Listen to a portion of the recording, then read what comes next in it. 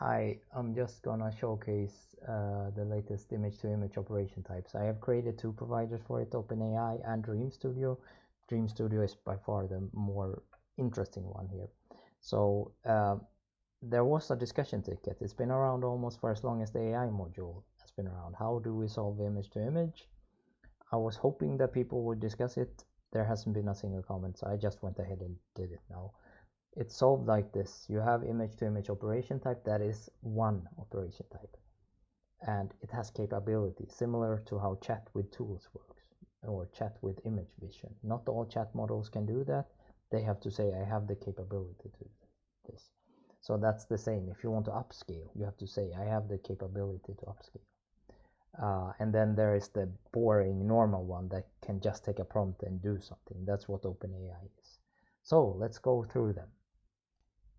Okay, so first example, we're gonna do outpainting. So I'm just gonna start this before I explain what this actually is, because it takes some time.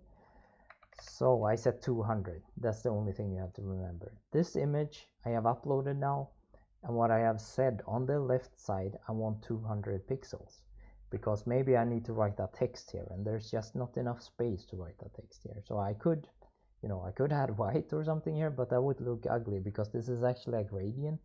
So it kind of sucks if it doesn't follow the pattern.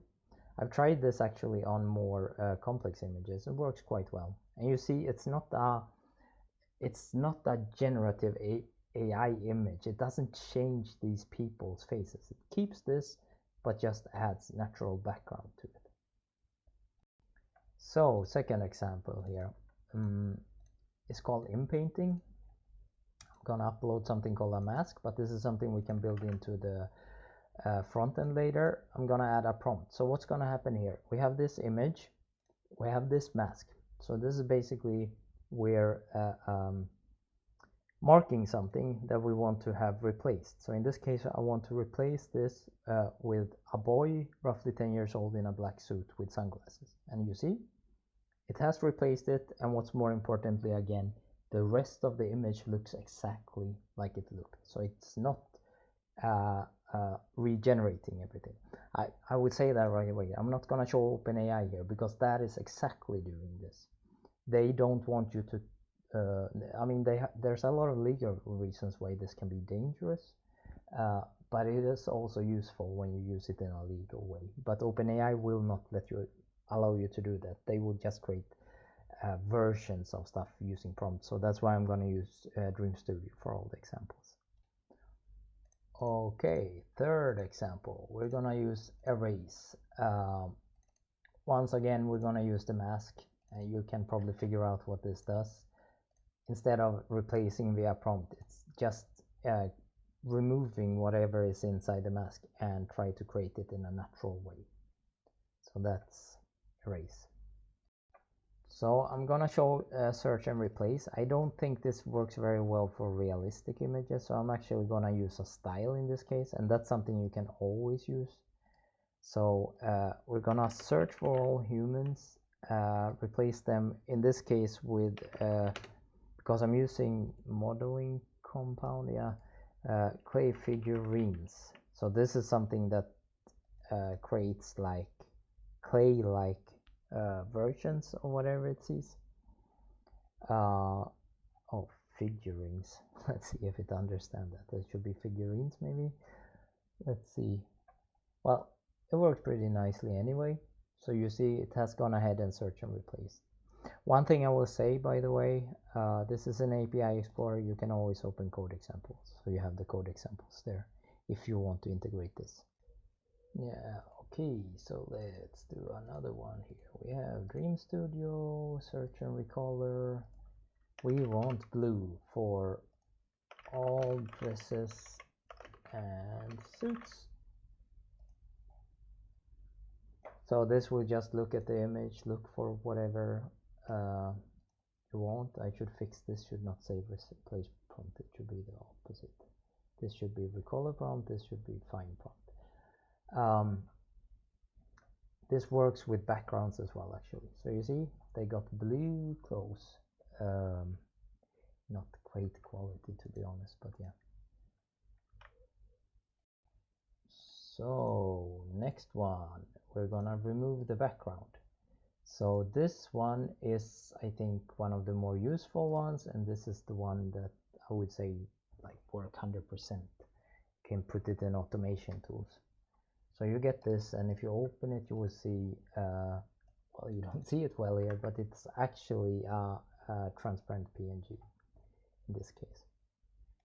Next one, we're actually going to use another image. We're going to use sketch.php. I'm going to show you that when it starts.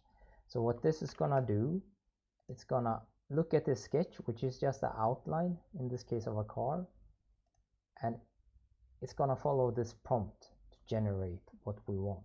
So in this case, we want it into a toy car, and inside should be a Lego figure. So there we go.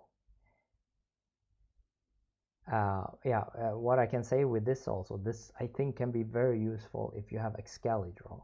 So there's a JavaScript frontend where you can actually sketch stuff. So you can sketch what you basically want, upload this and prompt it, and then you maybe get an image of something you want. Okay, next one, we're gonna do style guide. So we're gonna have this image, but I'm gonna add a prompt that I want, basically a portrait of Santa Claus and his wife, and Santa Claus has a big white beard, red Santa hat and red clothes. So it's gonna keep this style of portrait, but it's gonna do it with my style. And this is basically what the OpenAI provider does then.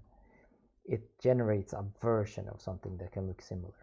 So we get this. Since I didn't tell it that it should be Caucasian, kept the Asian part of it. I would say they haven't made them quite stout, so this is generally a problem with image models. They create too beautiful people, but or too average people, which becomes beautiful. So this is how you can keep a style but change it with a prompt. Next one is gonna be quite scary. I'm gonna upload our image, and then I'm gonna do style transfer and upload an image of Tom Cruise that I will show you here. And I'm pretty sure that it will be this image in this in this style with a black and red background, but 5 people in these sizes, but with Tom Cruise head on it. So basically we take this style but this structure. There are a lot of other use cases where this is quite useful, I think. In this case it will be scary, but I think you understand the idea behind it. Last one is the second most useful thing, or if you're doing graphs and stuff, not photographs, but cartoons, graphs, stuff like that, it's very useful. If I zoom in on this small image, it's very blurry, very pixelated, and I might need to have it full HD. So there is just a simple upscale model. The only thing it's gonna do is look at this and try to figure out how the pixels would have looked if it was bigger. It's not perfect on photographs, but it creates a better result. So you can actually upscale and downscale, and it's pretty good. You can see her teeth there, for instance. Looks probably not how her real teeth looks like. So it has try to extrapolate there. And anyway, that is the things you can do currently with image to image.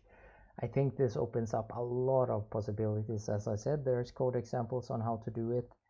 I will create issues to integrate this into the automators, which is great for upscaling, great for removing backgrounds, things that are half deterministic, so to speak, that you can automate. But also create tools then for the agent, so you can ask the agent, hey, look at this image and upscale it for me, or hey, look at this image and add 200 pixels to the left, or something like that. But the idea is hopefully that this gives you some imagination what you can do, and add contrib modules that can do cool stuff in Drupal.